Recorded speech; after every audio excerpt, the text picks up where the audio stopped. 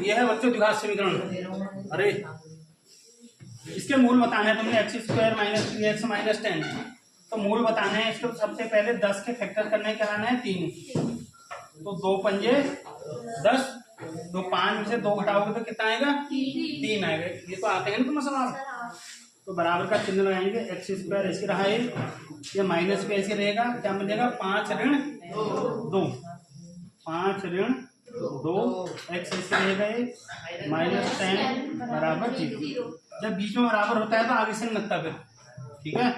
अभी x square ऐसे रहा, minus minus plus minus 5x हो गया, माइनस माइनस क्या हो जाएगा प्लस 2x माइनस 10 बराबर। अब देखो इन दोनों में कॉमन लेंगे, क्या आएगा कॉमन x, एक x से एक x कट जाएगा, क्या बचेगा x बचेगा, माइनस x से x कट गया, यहाँ आपको क्या आएगा प्लस 2 कॉमन आएगा, तो 2 से 2 कट गया x प्लस और माइनस माइनस 2 का भागा 10 में 2 पंजे 10 बराबर 0। तो एक हो गया तुम्हारा x प्लस 2 और दूसरा हो गया तुम्हारा x माइनस 5 बराबर 0। तो जब x प्लस 2 बराबर 0 तो x बराबर प्लस 2 क्या हो जाएगा माइनस 2, और जब x माइनस 5 बराबर 0 तो x बराबर माइनस 5 क्या हो जाएगा प्लस 5, ठीक है।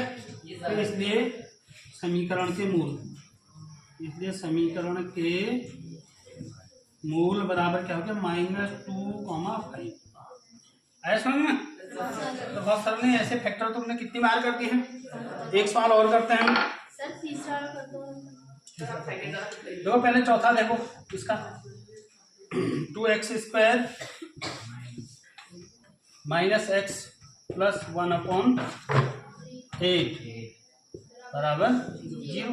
अब देखो इस 8 से लॉसअपर लेंगे, ये मैंने तुमको बता रखा लॉसअपर लेंगे, 8 से इसको भी गुणा करो, 8 से इसको भी गुणा करो, 8 से 0 को भी गुणा करो, ठीक है। 8 से 2 को गुणा करेंगे, 8 गुणा 16x स्क्वायर, अब 8 ही कम हाँ माइनस 8x प्लस 1 ऐसी रहा 8 गुणा 0, 8 से ये भी 8 से ये भी 8 से ये भी, अब 16x square minus 8x plus 1 बराबर 0।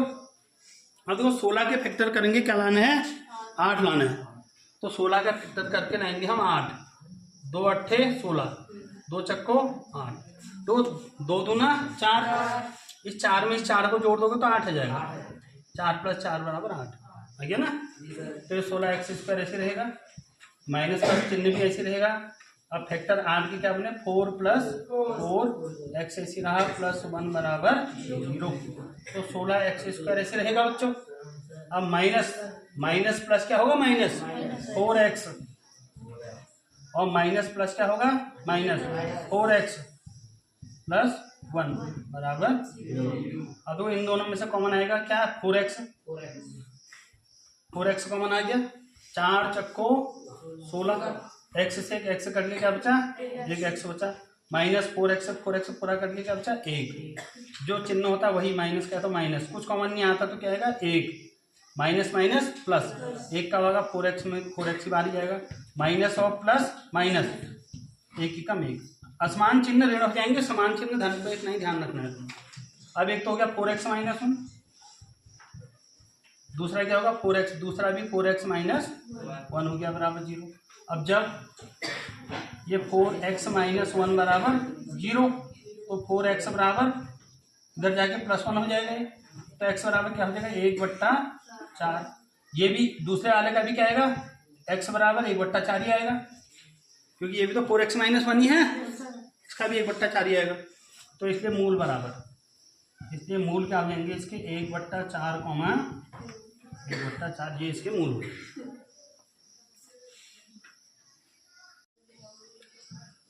अब यार √2x square plus 7x plus 5√2, इसके क्या निकालना है मूल। तो मूल निकालने में हम क्या करते हैं कि पहले इसको और इसको क्या करेंगे गुणा, उसके फैक्टर करना हुआ, मूल का मतलब क्या हुआ समीकरण के क्या करने हुए फैक्टर। अब देखो 5 तो ऐसे रहा, वर्गमूल 2 को गुणा करेंगे तो क्या आएगा 4, वर्गमूल 4 का कितना हो जाएगा 2, जैसे √2 × 5√2 है, तो 5 तो ऐसे रहा, वर्गमूल 2 और वर्गमूल 2 को गुणा करेंगे कितना आएगा, वर्गमूल 4। तो यानी 5 वर्गमूल 4 का कितना होता है, 2। तो यानी कितना हो गया, 5 दूना 10। जब इन दोनों को गुणा करा तो कितना आया, 10। ये 10 कैसे आया तुम्हें समझ में आया? जो 5 कैसे रहा, वर्गमूल 2 और वर्गमूल 2 को गुणा करेंगे तो कितना आएगा, वैसे भी 2। जब भी कभी वर्गमूल 2 गुणा वर्गमूल 2 करेंगे तो क्या आएगा, 2।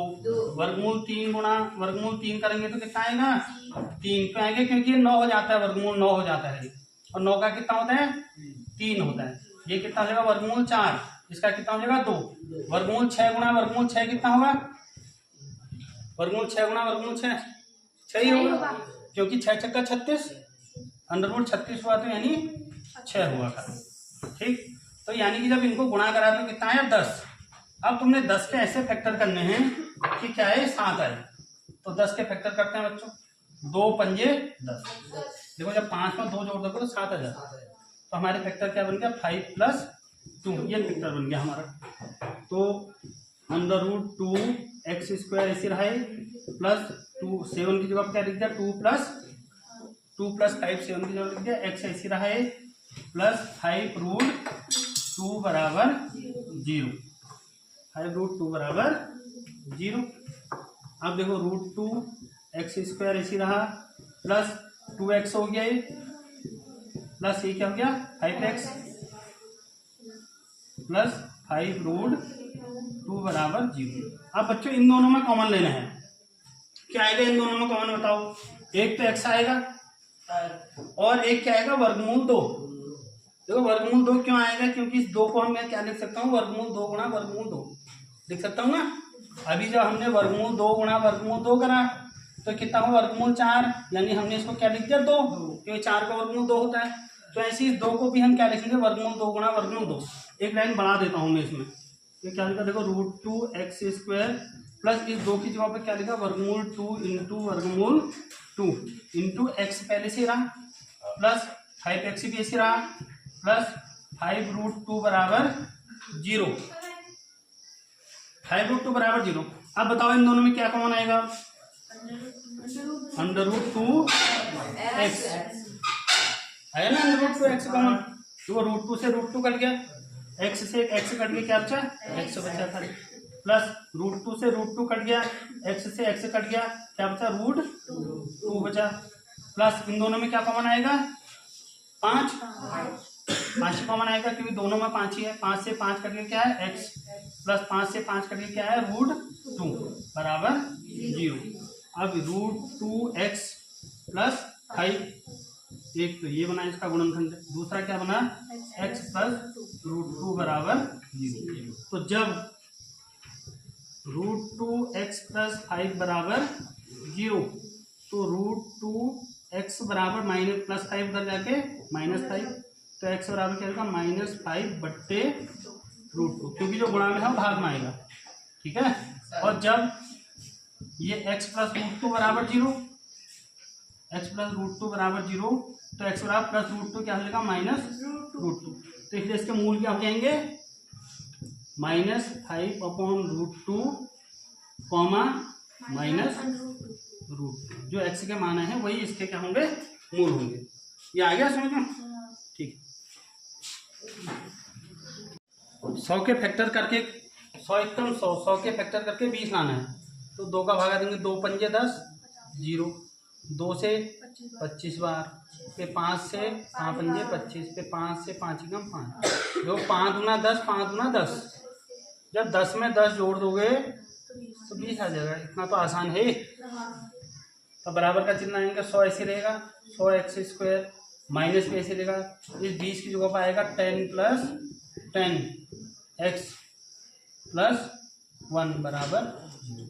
बीच में बराबर लगता है तो आगे से बराबर नहीं लगता। हाँ, तो 100x² ऐसे रहा, माइनस तो plus minus plus minus 10x हो गया, फिर माइनस प्लस माइनस, ये भी 10x हो गया, प्लस 1 बराबर। अब देखो इन दोनों में से 10x कॉमन आएगा, ठीक, 10 x से x कट गया, x बचा, माइनस और प्लस क्या होगा, -10x से 10x पूरा कट गया एक बार। यहाँ पर जो चिन्ह होगा वही लेंगे, माइनस का था। इन दोनों में कुछ कॉमन नहीं है तो एक कॉमन आएगा, माइनस माइनस प्लस 10x हो गया ये, और ये माइनस और प्लस क्या होगा, माइनस, एक ही कम एक बराबर 0। तो एक हो गया तुम्हारा 10x माइनस 1, दूसरा वाला भी क्या हो गया 10x माइनस 1 बराबर 0। तो अब जब 10x माइनस 1 बराबर 0, तो 10x बराबर माइनस 1 उधर जाके प्लस 1, x बराबर 1/10, ये गुणा में तो भाग में आएगा। इस वाले का भी x बराबर 1/10 ही आएगा, आएगा ना, क्योंकि दोनों 10 माइनस एक्स हैं, 10x माइनस 1, तो इसलिए मूल, इसके मूल क्या होगा 1/10, 1/10, आंसर हो गया ये।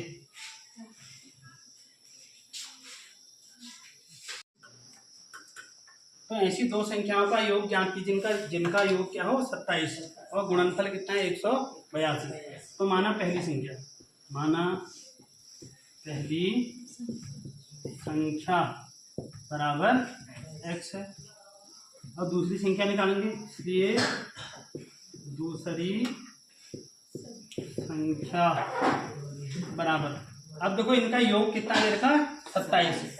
मैंने अभी तुमको बताया था कि अगर दो संख्याओं का योग कितना है 20 और एक संख्या तुमको दे दी 8, ये कितना योग, दो संख्याओं का योग 20 है, एक संख्या दे दी 8, तो दूसरी संख्या कितनी होगी 12 होगी। कैसे पता चला, इस योग में से पहली संख्या को क्या कर दिया हमने, हटा दिया, तो आ गया 12। ऐसी अब इनका योग कितना दे रखा 27। अब पहली संख्या क्या मान ली हमने x, तो दूसरी संख्या क्या हो गया बताओ, अब वही y कहोगे तुम, 27 माइनस x होगी ना, दो संख्याओं का योग 27 है कह रहे हो, और पहली संख्या तुमने क्या कह दी x, अब योग तो दे रखा, इसमें से इस 27 में से x ही पहली संख्या है, तो दूसरी क्या होगी 27 माइनस, इसे होगा क्लियर हुआ नहीं। हाँ, अब इनका गुणनफल दे रखा 182, यानी इन दो संख्याओं को जब गुणा कर दोगे तो कितना आएगा 182 आएगा। तो गुणा कर देते हैं इसको, अब समीकरण बनेगी इसको x इंटू 27 माइनस एक्स बराबर 182। कह रहा है कि इन दोनों को जब गुणा करोगे तो कितना आएगा 182, इनका गुणनफल 182 है। अब जिसको यहाँ किया बाकी तो कैलकुलेशन है बच्चों, इसलिए कैलकुलेशन अच्छा होना चाहिए गणित में।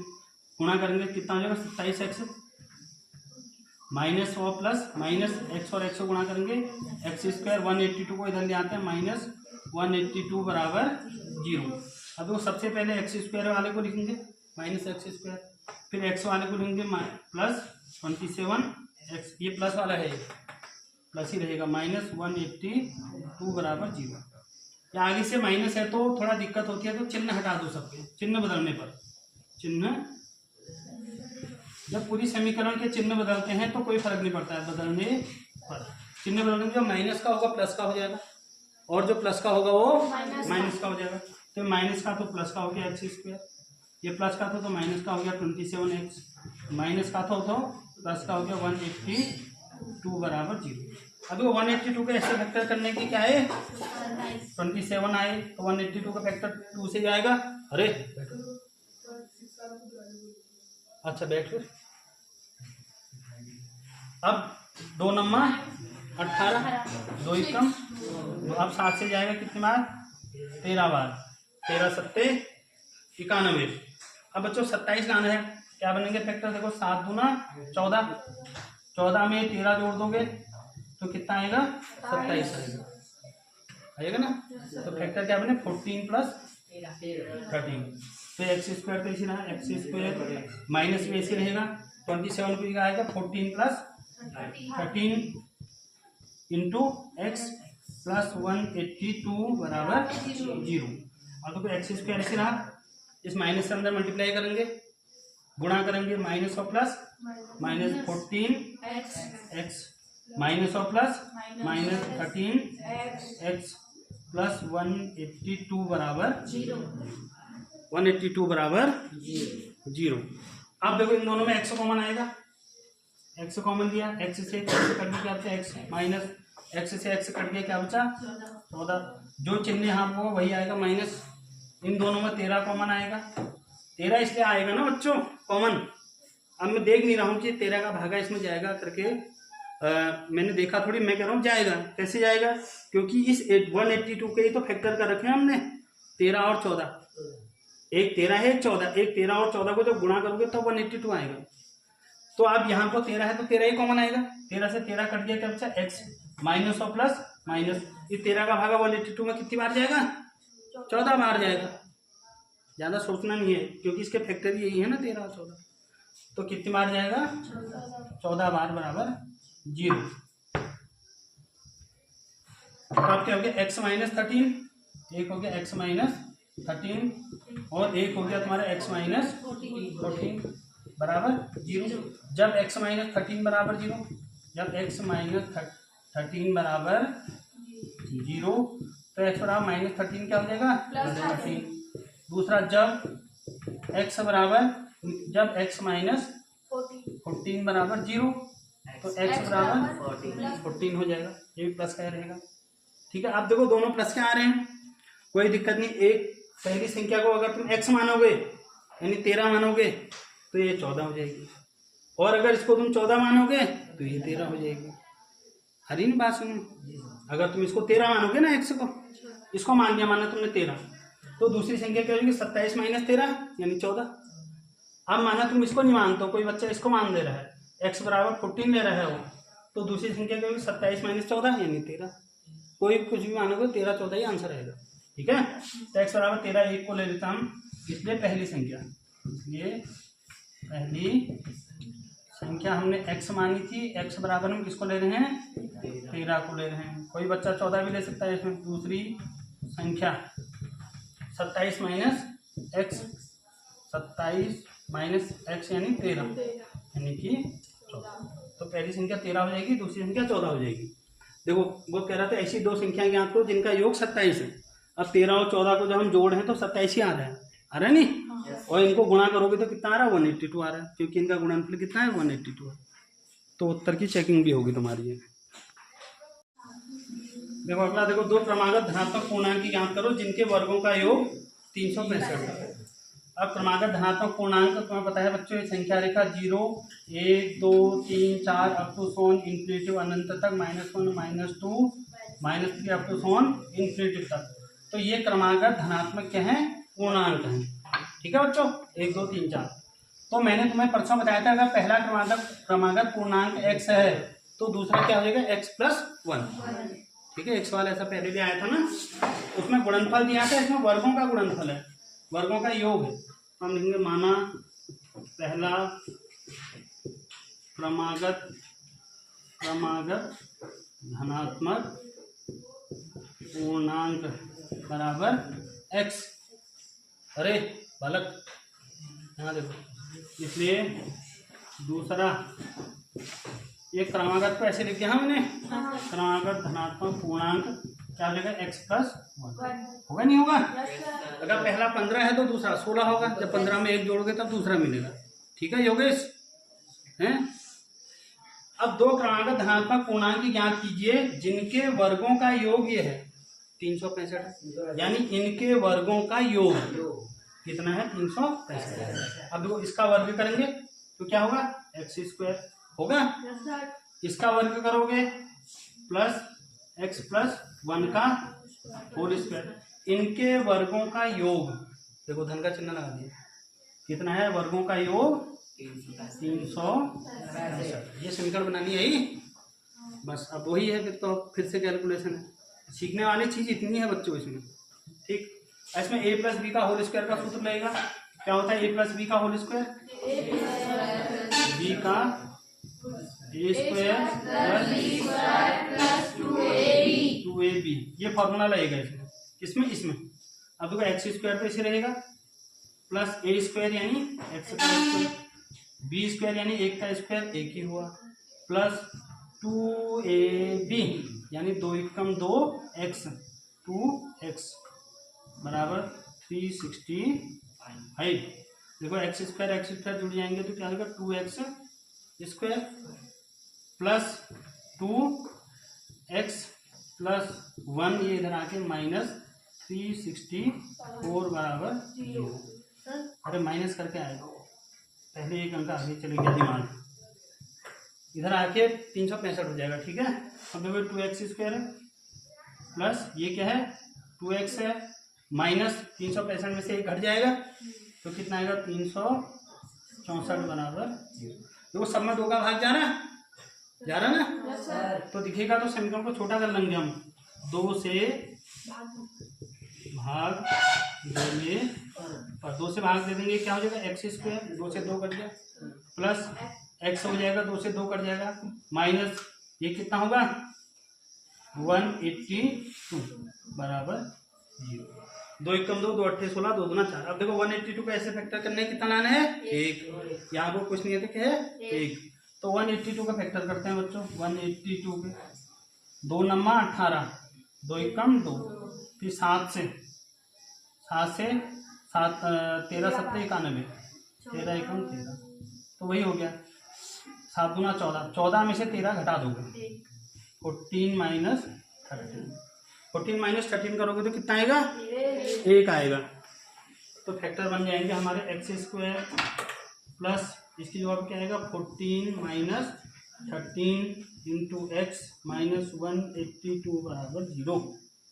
एक्स स्क्वायर प्लस ऐसे रहा इस एक की जगह पर लिखा क्या 14 माइनस 13, एक्स वैसी माइनस 182 भी ऐसी। अब देखो एक्स स्क्वायर प्लस 14 और एक्स मल्टीप्लाई होंगे 14x प्लस माइनस 13 और एक्स मल्टीप्लाई होंगे 13x माइनस 182 बराबर 0। अब इन दोनों में क्या कॉमन आएगा बताओ, x कॉमन आएगा सिर्फ, ठीक है x कॉमन आएगा इन दोनों में, x से एक x कट गया क्या बचा x बचा, प्लस x से x कट गया क्या बचा 14, ठीक।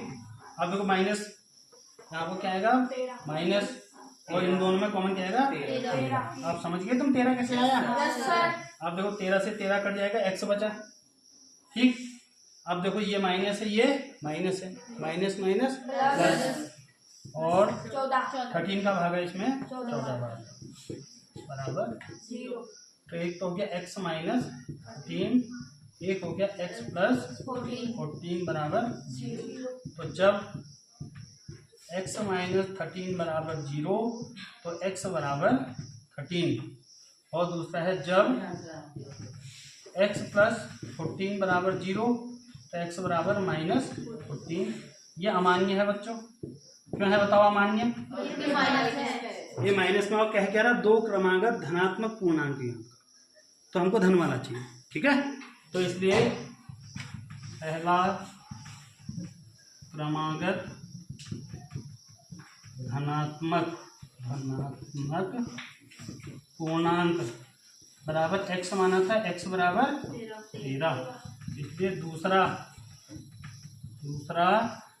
क्रमागत धनात्मक पूर्णांक दूसरा क्या था हमारा x प्लस 1, x प्लस 1, ऐसे 13 प्लस 1 बराबर 14।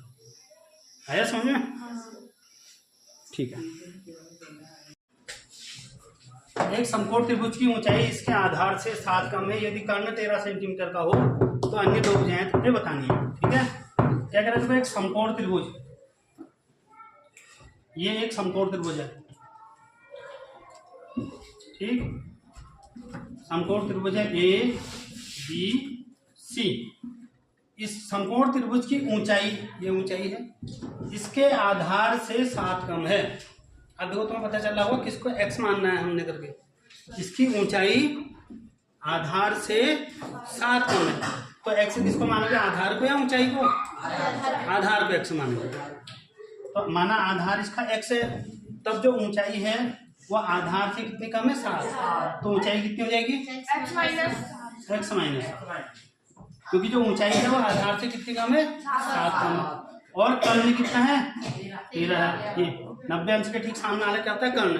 तो कह रहा है कि तो अन्य 2 भुजाएं बताओ, ये तो 13 पता है तुम्हें, ऊंचाई और आधार तुमने बताना है।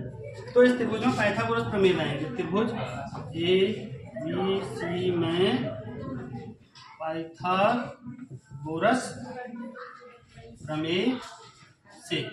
अब पाइथागोरस प्रमेय क्या है, कर्ण का वर्ग बराबर लंब का वर्ग धन आधार का वर्ग, कर्ण का वर्ग 90 अंश के ठीक सामने क्या होता है कर्ण, यानी कर्ण है AC है, कर्ण का वर्ग बराबर लंब का वर्ग, लंब क्या है AB, प्लस आधार का स्क्वायर, आधार क्या है BC स्क्वायर। अब वो ए बी स्क्वायर ए सी कितना है 13 का स्क्वायर बराबर ए बी कितना है x माइनस 7 का whole square plus B C कितना है x का होल स्क्वायर का है ना। अब वो 13 का स्क्वायर क्या होता है 169। इसमें a माइनस बी का होल स्क्वायर का फॉर्मूला लगाएंगे A square plus B square plus 2ab minus 2ab A square यानी ए एक्स है एक्स का square plus B square B 7 है तो 7 का स्क्वायर कितना होगा 49 माइनस 2ab यानी 2 सत्ते 14 14x ये नहीं आ रहा किसी को बताओ तो प्लस एक्स स्क्वायर ऐसी रहा देखो ए स्क्वायर एक्स का स्क्वायर प्लस बी स्क्वायर 7 का स्क्वायर 49 7 गुना 7 माइनस 2ab यानी 2 सत्ते 14 एक्स और एक्स स्क्वायर ऐसी रहा आया ठीक है। अब देखो थोड़ा सेम बनाएंगे बच्चों 169 एक्स स्क्वायर और एक्स स्क्वायर जुड़ जाएंगे कितना होगा 2x स्क्वायर ठीक माइनस 14x प्लस 49 अब सबको एक साथ ले जाएंगे हम इस 169 को इधर ले जाएंगे तो यहाँ क्या हो जाएगा 0 तो यहाँ क्या हो जाएगा 0 बराबर 2x square minus 14x plus 49 ये प्लस में उधर जाके माइनस 169। अब देखो 2x स्क्वायर माइनस 14x इसमें से 9 में से 9 माइनस का चिन्ह आएगा बड़े अंक का 9 में से 9 माइनस क्या हो तो क्या है 0 6 में से 4 माइनस करेंगे कितना आएगा 2 और 120 बराबर 0। अब वो सब में 2 का भाग जा रहा है तो 2 से भाग देने पर 2 से कहीं पर किसी को नहीं आ रहा हो तो भाग देने पर 2 से डिवाइड कर देंगे पूरी इक्वेशन को तो 2 से 2 कट गया एक्स स्क्वायर माइनस 2 7 जा 14 यानी 2 सत्ते 14 7x माइनस 2 छक्का 12 और 0 60 ठीक है बराबर। अब को 60 के ऐसे फैक्टर करने के 60 ये लाना है 7 लाना है तुमने तो 2 से 30 2 से 15 और 3 से 5 ठीक।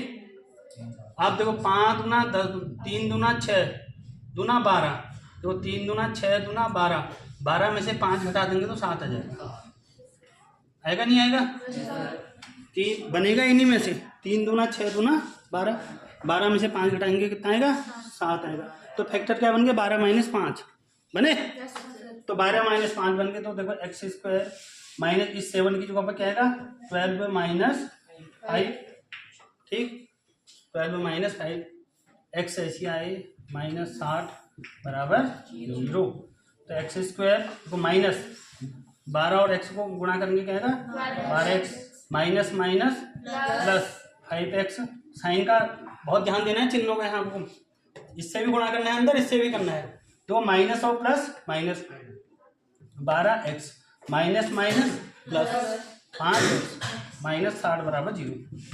पहले तो चिन्ह लगाना है फिर लिखना है। अब इन दोनों में कॉमन क्या आएगा x कॉमन आ जाएगा x से x कट गया बचा x माइनस x से x कट गया क्या बचा 12 जो साइन यहाँ पे वही प्लस का है प्लस इसमें क्या आएगा 5 तो 5 से 5 कट गया x बचा प्लस माइनस माइनस 5 का भागा 60 में जाएगा 12 बराबर 0। तो एक तो हो गया तुम्हारा x प्लस 5 एक हो गया x माइनस 12 बराबर 0 एक हो गया x प्लस 5 एक हो गया x माइनस 12 बराबर 0। अब जब x प्लस 5 बराबर 0 तो x बराबर प्लस 5 उधर जाके माइनस 5 हो गया और जब x माइनस 12 बराबर 0 तो x बराबर माइनस 12 उधर जाके प्लस 12 हो गया। अब देखो ये अमान्य हो जाएगा बच्चों हमारा होगा नहीं होगा अमान्य क्योंकि जो ऊंचाई या इसकी जो ऊंचाई है या ये जो लंबाई है माइनस में नहीं होगी इसलिए अमान्य है। तो x बराबर कितना है 12 और x हमने क्या माना है आधार यहाँ पर लिखना भूल गया मैं माना इसलिए आधार बराबर इसलिए आधार बराबर x माना था हमने और x से कितना आ रहा 12 और ऊंचाई कितनी x माइनस 7 तो x है 12 माइनस 7 बराबर 5 का सेंटीमीटर। यहाँ पर लिखोगे है माना आधार बराबर x माना आधार बराबर x, इसलिए ऊंचाई बराबर, इसलिए ऊंचाई आधार से 7 कम है। ठीक, तो यानी x माइनस, 7। ठीक है। करो। एक कुटीर उद्योग एक दिन में कुछ बर्तनों का निर्माण करता है। कुटीर उद्योग उसे कहते हैं जो घरों में, जैसे कोई मसाला बना रहा है, कोई अचार बना रहा है, लहसुन कंचे बनाते हैं ना, तो घरों में जो उद्योग लगाया जाता है उसे कुटीर उद्योग कहते हैं। एक कुटीर उद्योग एक दिन में कुछ बर्तनों का निर्माण करता है। एक दिन ऐसा देखा गया कि प्रत्येक नग के निर्माण की लागत, प्रत्येक नग मतलब एक बर्तन, वो कान में पहनने वाला नग नहीं, नग मतलब एक बर्तन, ठीक है। एक दिन यह देखा गया कि प्रत्येक नग की निर्माण लागत उस दिन निर्मित बर्तनों की संख्या के दुगने से 3 अधिक है। यदि उस दिन कुल निर्माण लागत 90 थी तो उस दिन निर्मित बर्तनों की संख्या और प्रत्येक नग की लागत तुमने बतानी है, ठीक है। तो माना उस दिन निर्मित बर्तनों की संख्या, माना निर्मित बर्तनों की संख्या, माना उस दिन निर्मित बर्तनों की संख्या बराबर x है, माना x बर्तन बने उस दिन, ठीक है। और प्रत्येक नग की लागत, प्रत्येक नग की लागत, तुमने कभी तुम्हारे घर वाले से सामान जैसे आलू हो गया था, अब 50 कट्टे आलू हो गए हैं, तो वहाँ जाएंगे मंडी में, वो कहेंगे कितने नग आलू हैं, तो कहेगा 50 नग आलू हैं, मतलब 50 कट्टा। अरे बात समझना।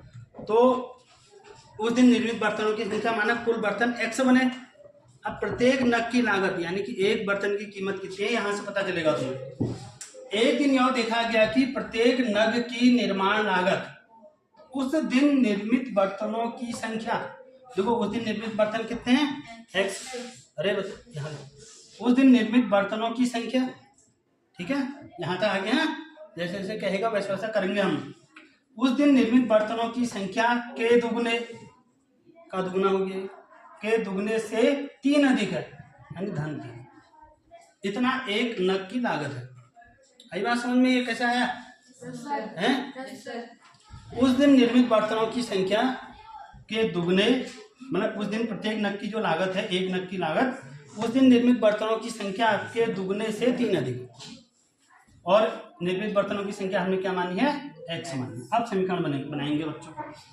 अब क्या कह रहा है देखो, उस दिन कुल निर्माण लागत 90 थी, यानी कि टोटल निर्माण लागत थी उस दिन वो कितनी थी 90 थी। अब देखो एक बर्तन बन रहा है माना 5 रुपए का, ठीक है, और कुल उस दिन निर्मित बर्तनों की संख्या यानी कुल बर्तन बने तुम्हारे माना 10, तो कितने रुपए हो गए 50 रुपए का हो गया। 10 बर्तन कितने हो गए, ऐसे यहाँ पर गए। उस दिन निर्माण लागत कितनी थी 90। अब कुल बर्तनों की संख्या कितनी है x, और प्रत्येक नग की लागत कितनी है, ये है 2x + 3 बराबर, जब इनको वो करेंगे तो कितना आएगा 90। ये आया तुम्हें समझ में? अब x से गुणा करेंगे अंदर तो क्या होगा 2x² + 3x, ये इधर आके -90 बराबर 9 × 18। 180 के फैक्टर करोगे इसमें कितना लाना है 3, तो 2 से 2 नंबर 18 0, 2 से 45, 3 से 15, 3 दूना 6 दूना 12 आ गए।